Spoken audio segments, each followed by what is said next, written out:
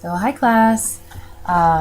This week's question starts out with the first one asking, what are the primary conflict approaches used?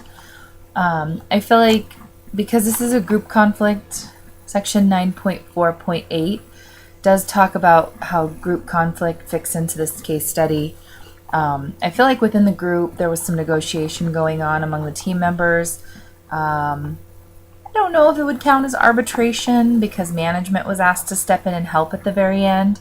I think arbitration is a third party, but definitely some mediation if nothing else. I'll start a little before that. When they had issues with the software, the team seemed to use the conflict styles of collaboration the most.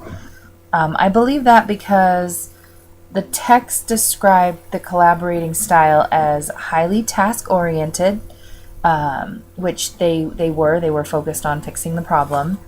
They were also focused on developing software. So I think that fit in. They also said that collaborating style is highly supportive. And although not every team member acted the same in this situation, for the most part, I think that the team was both. The second question says to discuss the predispositions, strategies, and tactics used here. So we'll first start off with what the book said. The book said that many people have a dominant style, but if it's not working, that they will change to a different style or adapt rapidly. I think in regards to predispositions, that's a tough one. We can't really know anyone's predispositions in this case. I think that we would have to know more information about their past. We might have to know where they worked before, how they handled conflict. Moving to the next one in regards to style used, it seemed to be that most of the team members had the company's best interest in mind. I felt that obviously a few negative team members stood out and they used more of like a competing stance where it was like a win-lose, as the book described. But for the most part, if I'm generalizing, I think the collaborative style was used. The tactics that were described as, the book described tactics as behavior that were in an attempt to move a conflict along the way. And I think that Jill was constantly trying to correct this and move this conflict along the path. The next question asks about virtual teams, predispositions, strategies, tactics, and what items were present in their work.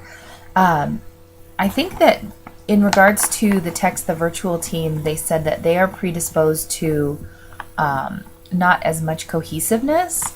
So I don't know if that fits in, to this week as well. But the final question is that anything Jill should consider in this. I think this week there are a few things Jill should consider. I think number one, she should recognize that this crisis made her team as well as her management skills stronger.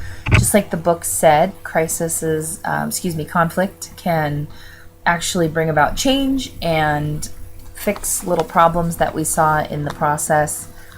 I also think Jill can rest assured that the bugs are worked out of her software at this point.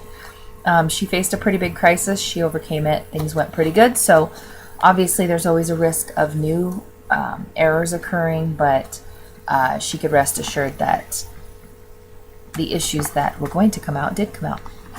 And finally, even though some team members had a negative view about the situation and some team members didn't stick with the team, I think the remaining ones will be stronger for this.